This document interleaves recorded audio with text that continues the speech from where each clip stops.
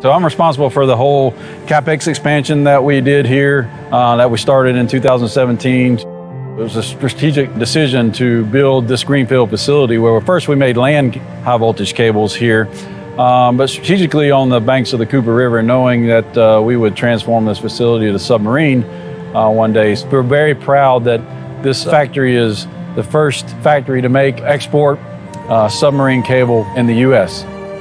Typical cables we make are 230,000 volts all the way up to 550,000 volts. So we're getting major power from point A to point B. Let's take offshore wind farms.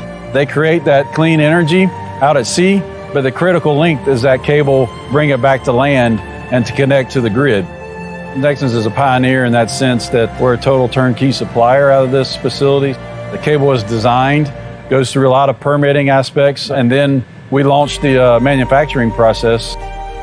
For AC 3-core cables, we basically produce 3 cables and lay those up into one big cable and then out to the turntable, ready for the vessel to show up, and then we spool onto the vessel.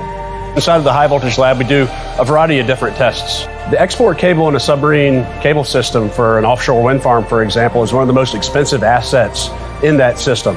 It's critical to perform all these tests so that we and our customers have confidence when the cable leaves the factory that they're receiving a quality product.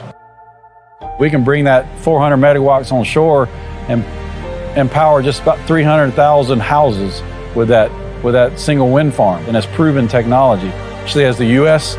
sees this green initiative and the technology that's available now, we have to move forward and we have to be a part of that initiative. Yeah. It's an outstanding feeling to be able to play a role in being able to change the course of our future. Right now, our big ongoing project is we're producing cable for the South Fork Wind Farm. It will be loaded out onto the vessel to be installed at the South Fork Wind Farm early 2023. We're excited to be part of this new industrial supply chain, especially in the U.S. market. We're very proud to be creating over 220 good-paying, high-paying jobs here in Charleston.